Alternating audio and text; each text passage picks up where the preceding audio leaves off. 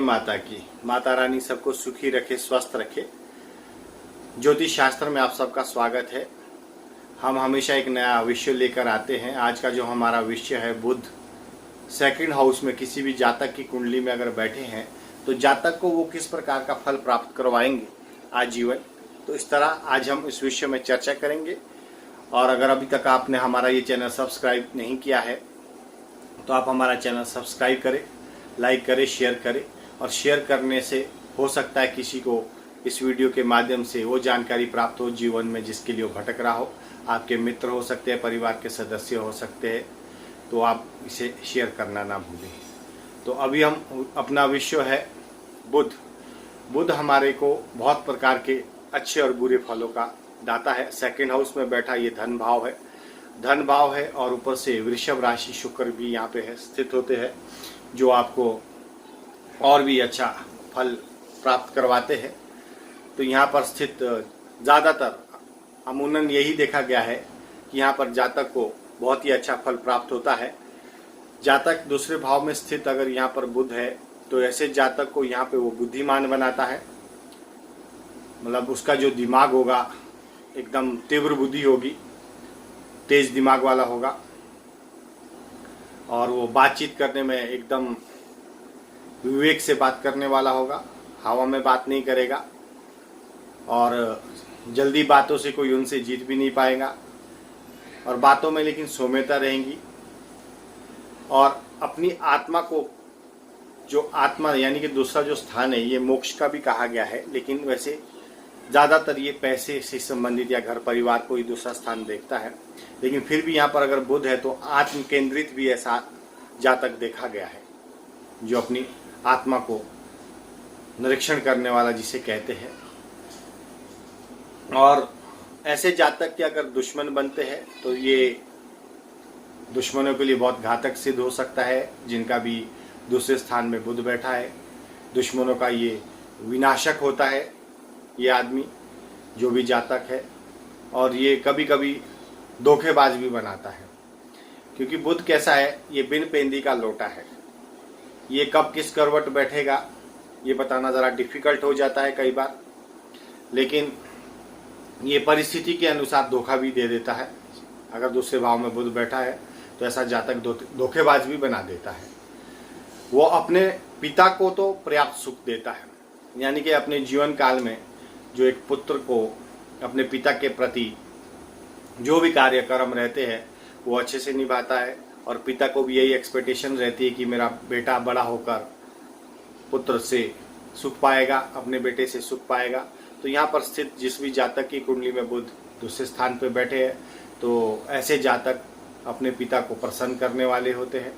उन्हें पर्याप्त मात्रा में सुख देने में वो सक्षम होता है ऐसा जातक। और वो साथ में धनवान भी ज़रूर होता है, क्योंकि उसका यहाँ पे व्यापार या बोलने का जो तरीका है और रुपया पैसा वो काफ़ी मजबूती से ऐसे आदमी को यहाँ पे धनवान बनाता है, धन के अच्छे अच्छे योग बनाता है। मंगल और शुक्र से संबंधित अगर अपने जीवन काल में ऐसे जातक अगर मंगल और शुक्र से संबंधित कुछ भी अपने जीवन काल में कार्य करते हैं या व्यापार करते हैं या जॉब करते हैं तो ऐसे जातक को ज़्यादातर वैसे व्यापार की तरफ ज़्यादा झुकाव रहता है। तो मंगल और शुक्र से संबंधित चीज़ों से बहुत ज़्यादा फायदा हो जाएगा।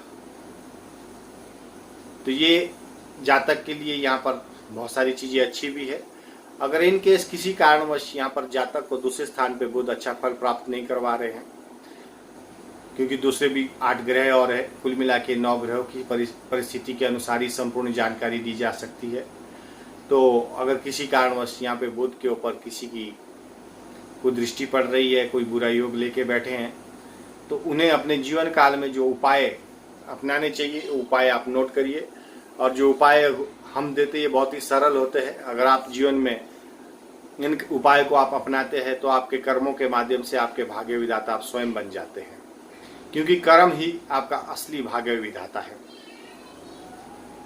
लोगों के बहकाव में नहीं आना चाहिए।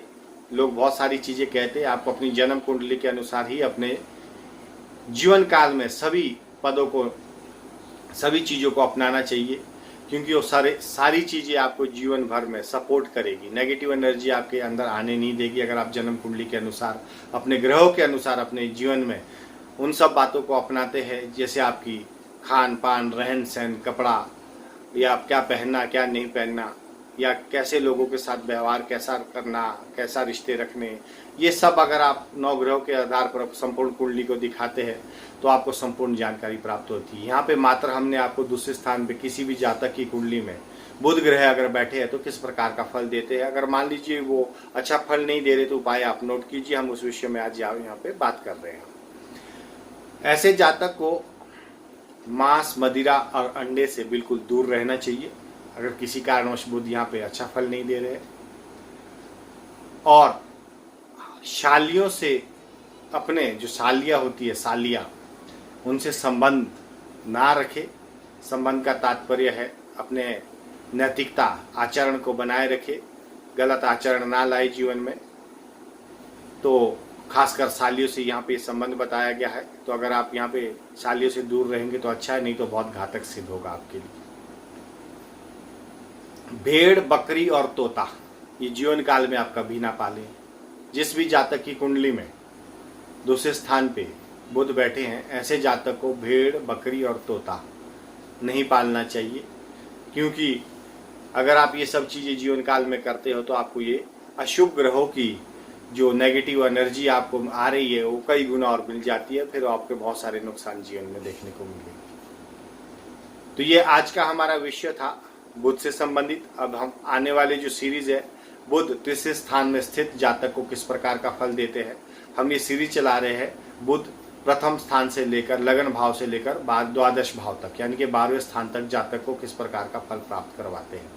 अगर आपको संपूर्ण कुंडली की जानकारी प्राप्त करनी है तो हमारा नंबर डिस्प्ले पे दिया है। आप ज्योतिष से संबंधित कोई भी जानकारी, अपने घर परिवार में किसी से भी संबंधित कोई क्वेश्चन आपका रेज होता है माइंड में, तो आप मुझे कॉल कर सकते हैं, व्हाट्सअप कर सकते हैं।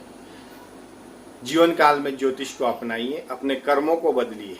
कर्म बदलेगा तो भाग्य बदलेगा। कर्म आपकी 9 ग्रह कुंडली आपको आधारित है, आपका बेस है वो, उस पर आप अपने कर्म बदलिए।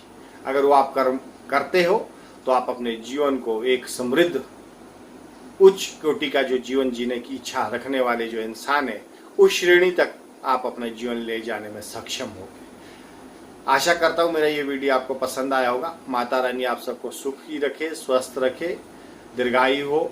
आप बुरे कर्मों से बचे, अच्छे कर्मों की तरफ अपना मन लगाए। जय माता की।